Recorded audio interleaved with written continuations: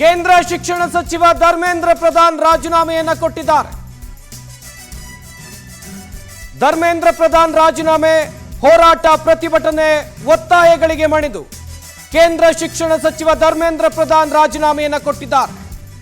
ಇವರ ರಾಜೀನಾಮೆಗೆ ಆಗ್ರಹಿಸಿ ಕಳೆದ ಕೆಲವು ದಿನಗಳಿಂದ ಜೋರಾದ ಪ್ರತಿಭಟನೆ ದೇಶಾದ್ಯಂತ ನಡೀತಾ ಇತ್ತು. ಜಂತರ್ ಮಂತರ್ನಲ್ಲಿ ದಂಗೆ ಎದ್ದಿದ್ರು ಸಿಜೆಪಿ ಪಕ್ಷದವರು. ಈ ಎಲ್ಲ ಒತ್ತಾಯ, ಈ ಎಲ್ಲ ಬೇಡಿಕೆ, ಇದಕ್ಕೆ ಮಣಿದು ಧರ್ಮೇಂದ್ರ ಪ್ರಧಾನ್ ರಾಜೀನಾಮೆ ಕೊಟ್ಟಿದ್ದಾರೆ. ಸಿಜೆಪಿ ಹೋರಾಟಕ್ಕೆ ಸಿಕ್ಕಿರುವ ಅತಿ ದೊಡ್ಡ ಗೆಲುವು ಇದು. ಮೂರನೇ ಸುತ್ತಿನ ಮಾತುಕತೆಗೂ ಮುನ್ನ ಧರ್ಮೇಂದ್ರ ಪ್ರಧಾನ್ ರಾಜೀನಾಮೆಯನ್ನ ಕೊಟ್ಟಿದ್ದಾರೆ ಎನ್ನುವ ಮಾಹಿತಿ ಲಭ್ಯವಾಗ್ತಾ ಇದೆ. ಕಳೆದ ಕೆಲವು ತಿಂಗಳ ಹಿಂದೆ ಹುಟ್ಟಿಕೊಂಡಂತ ಒಂದು ಪಾರ್ಟಿ ಸಿಜೆಪಿ, ಇದು ನಡೆಸಿದ ಹೋರಾಟಕ್ಕೆ, ಹಾಗೇನೆ ನೀಟ್ ಪ್ರಶ್ನೆ ಪತ್ರಿಕೆ ಸೋರಿಕೆ ವಿಚಾರಕ್ಕೆ ಸಂಬಂಧಪಟ್ಟಂತೆ ನಡೆಸಿದ ಹೋರಾಟಕ್ಕೆ ಸಿಕ್ಕ ಅತಿ ದೊಡ್ಡ ಗೆಲುವು. ಒಬ್ಬ ಕೇಂದ್ರದ ಸಚಿವನ ರಾಜೀನಾಮೆ ಆಗಿದೆ ಅಂತ ಹೇಳಿದ್ರೆ ಅದು ಸಣ್ಣ ಮಾತು ಅಲ್ಲ. ಕೇಂದ್ರ ಶಿಕ್ಷಣ ಸಚಿವ ಧರ್ಮೇಂದ್ರ ಪ್ರಧಾನ್ ರಾಜೀನಾಮೆಯನ್ನ ಕೊಟ್ಟಿದ್ರು. ಕಾಕ್ರೋಚ್ ಜನತಾ ಪಾರ್ಟಿಯ ಮುಖ್ಯ ಆಗ್ರಹ ಆಗಿದೆ ಇದೆ, ಧರ್ಮೇಂದ್ರ ಪ್ರಧಾನ್ ರಾಜೀನಾಮೆಯನ್ನ ಕೊಡಲೇಬೇಕು ಅಂತೇಳಿ. ಕೊನೆಗೂ ಕೇಂದ್ರ ಸರ್ಕಾರ ಅಥವಾ ಧರ್ಮೇಂದ್ರ ಪ್ರಧಾನ್ ಈ ರಾಜೀನಾಮೆ ನಿರ್ಧಾರಕ್ಕೆ ಬಂದಿದ್ದಾರೆ, ರಾಜೀನಾಮೆಯನ್ನ ಕೊಟ್ಟಿದ್ದಾರೆ ಎನ್ನುವ ಮಾಹಿತಿ ಲಭ್ಯವಾಗ್ತಾ ಇದೆ. ಸಿಜೆಪಿ ಪಾರ್ಟಿಗೆ ಅಥವಾ ಅವರು ನಡೆಸ್ತಾ ಇದ್ದಂತ ಹೋರಾಟ, ಜಂತರ್ ಮಂತರ್ನಲ್ಲಿ ಕಳೆದ ಕೆಲವು ದಿನಗಳಿಂದ ಅವರು ಹೋರಾಟವನ್ನು ಮಾಡ್ತಾ ಇದ್ರು.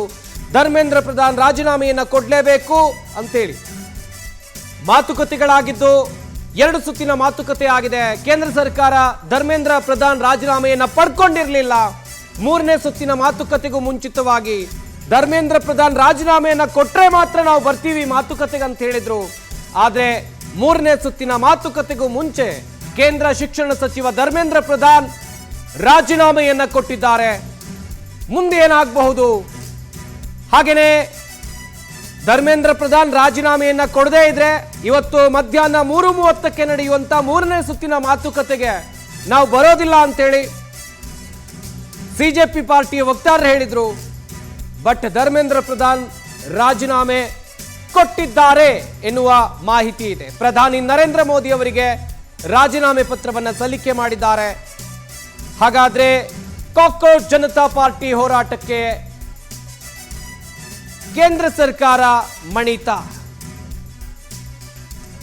ನೀಟ್ ಪ್ರಶ್ನೆ ಪತ್ರಿಕೆ ಹಗರಣಕ್ಕೆ ಸಂಬಂಧಪಟ್ಟಂತೆ ಕೇಂದ್ರ ಶಿಕ್ಷಣ ಸಚಿವರ ತಲೆದಂಡ ಆಗ್ತಾ ಇರೋದಿಲ್ಲ.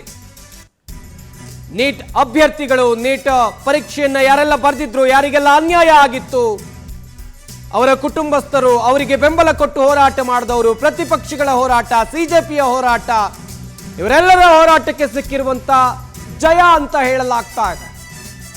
ಪ್ರಧಾನಿ ನರೇಂದ್ರ ಮೋದಿ ಅವರಿಗೆ ರಾಜೀನಾಮೆ ಪತ್ರವನ್ನ ಧರ್ಮೇಂದ್ರ ಪ್ರಧಾನ್ ಕೊಟ್ಟಿದ್ದಾರೆ.